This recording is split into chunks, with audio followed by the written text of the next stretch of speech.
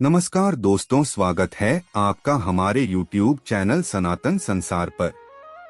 प्रिय मित्रों, जय श्री राम, जय श्री कृष्णा, जय माता दी। दोस्तों, आप एक सच्चे सनातनी हो तो इस चैनल को सब्सक्राइब कर लें। तो चलिए दोस्तों, सुनते हैं गुरुजी से आखिर क्या हुआ जब अचानक से स्वर्ग से आए पुष्पक विमान में प्रभु श्री राम के पिता राजा दशरथ जी। जी हाँ दोस्तों, यह घटना अयोध्या नगरी की है जो हाल फिलहाल ही हुई है। दोस्तों, 22 जनवरी को प्रभु श्री राम की प्राण प्रतिष्ठा होने वाली है, जिसके चलते अयोध्या ही नहीं बल्कि संपूर्ण भारत में तैयारी जोरों शोरों से चल रही है और राम मंदिर को 22 जनवरी के लिए सजाया जा रहा है।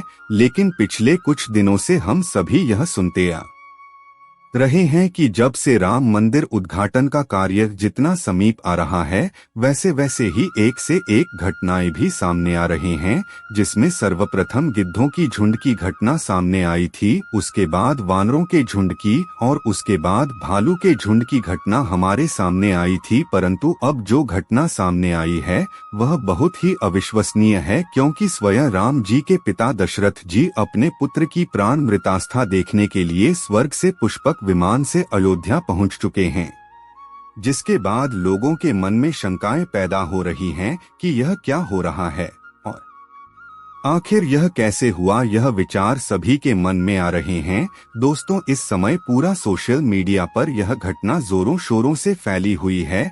श्री राम बहुत बड़े पिता भक्त थे, क्योंकि प्रभु श्री राम के जितना बलिदान आज तक किसी ने भी नहीं दिया है। प्रभु श्री राम ने पिता की एक आज्ञा पर अपना संपूर्ण राजपाट त्याग दिया और 14 वर्षों के लिए वनवास को ग्रहण कर लिया। दोस्तों, जिस समय यह घटना अयोध्या में घटी, इस समय सभी बड़े बड़े राजनेता और बड़े बड़े राम भक्त अयोध्या पहुंच गए ताकि वह देख सके कि ऐसा क्या था राजा दशरथ के अंदर, जो कि प्रभु श्री राम ने उनके एक आदेश पर अपने राजपाट का त्याग कर दिया। इस घटना के बाद लोगों के मन में प्रभु श्री राम के प्रति और ज्यादा आस्था बढ़ गई। दोस्तों, वीडियो आगे बढ़ने से पहले अगर आप भी पक्के सनातनी हिंदू हैं तो चैनल को सब्सक्राइब करें और वीडियो को लाइक करें और वीडियो को सभी सनातनी भाइयों को शेयर करें। दोस्तों, आप सभी यही सोच रहे होंगे कि आखिर दशरथ जी अयोध्या क्यों आए थे, वह आज से पहले धरती पर प्रकट क्यों नहीं हुए, और भी बहुत से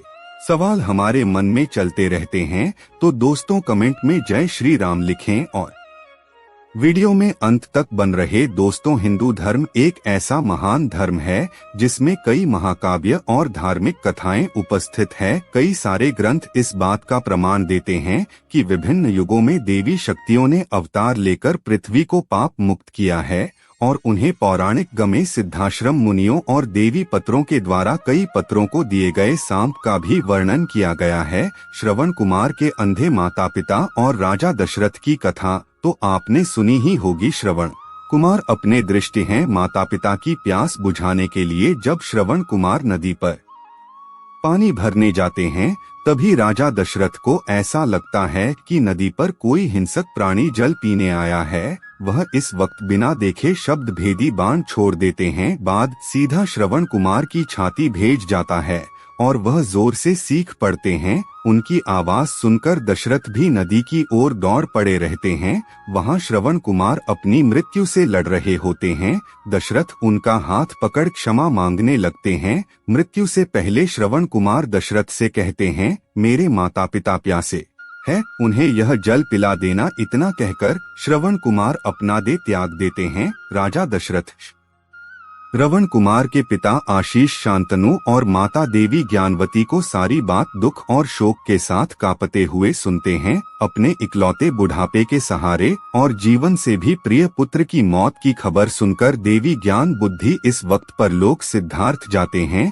श्रवण कुमार के पिता आशीष शांतनु करुण रुदन करते हुए क्रोध अग्नि में जलने लगते हैं और अपराध ही राजा दशरथ को यह श्राप देते हैं, जिस प्रकार हमारी मृत्यु के समय हमारा इकलौता पुत्र हमारे पास नहीं है, इस तरह जब तुम देहात त्याग होंगे तो तुम्हारा कोई भी पुत्र तुम्हारे पास नहीं होगा। और जिस प्रकार अपने पुत्र के वियोग में हम बूढ़े माँ बाप मृत्यु को प्राप्त हो रहे हैं, ठीक वैसे ही तुम्हारी मृत्यु भी पुत्र वियोग के कारण होगी। श्राप देने के पश्चात तुरंत ही से शांतनु भी देहात त्याग कर देते हैं। और जैसा कि हम सब जानते हैं, भविष्य में राजा दशरथ अपने लाडले पुत्र राम के वनवास के समय मृत्यु को प्राप्त होते हैं। उसे समय लक्ष्मण भी राम के साथ वन में होते हैं तथा भारत और शत्रुघ्न अपने माँ के वहाँ गए होते हैं। इस प्रकार आशीष शांतनु का श्राप सत्य साबित होता है। दोस्तों, ऐसे ही रामायण से जुड़ी एक कथा प्रचलित है जो कि राजा दशरथ के मुकुट से जुड़ी है।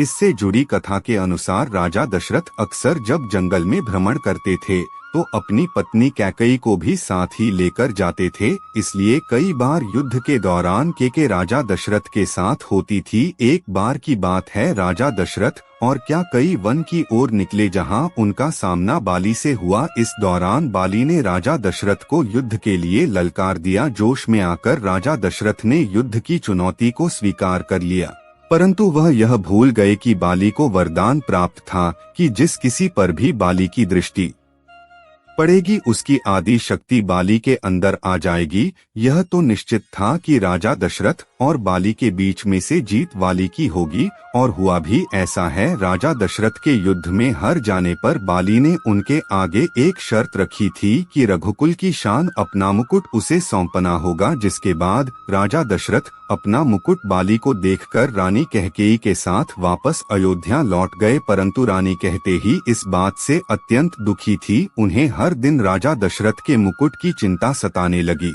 वह दिन रात उसकी वापसी की चिंता में रहने लगी। मान्यताओं के अनुसार जब श्री राम के राजतिलक का समय आया तब दशरथ जी और कैकेयी के बीच मुकुट को लेकर चर्चा हुई, क्योंकि यह बात केवल यही दोनों जानते थे। कहा जाता है कि कहते इन्हें रघुकुल की शान को वापस लाने के लिए ही श्री राम को वनवास भेजने का कलंक अपने माथे लिया था। पौराणिक मान्यताओं के अनुसार उन्होंने श्री राम को वनवास भेजने से पहले कहा था कि बाली से मुकुट वापस लेकर आना। मित्रों, एक यह भी कारण था प्रभु श्री राम को वनवास भेजने का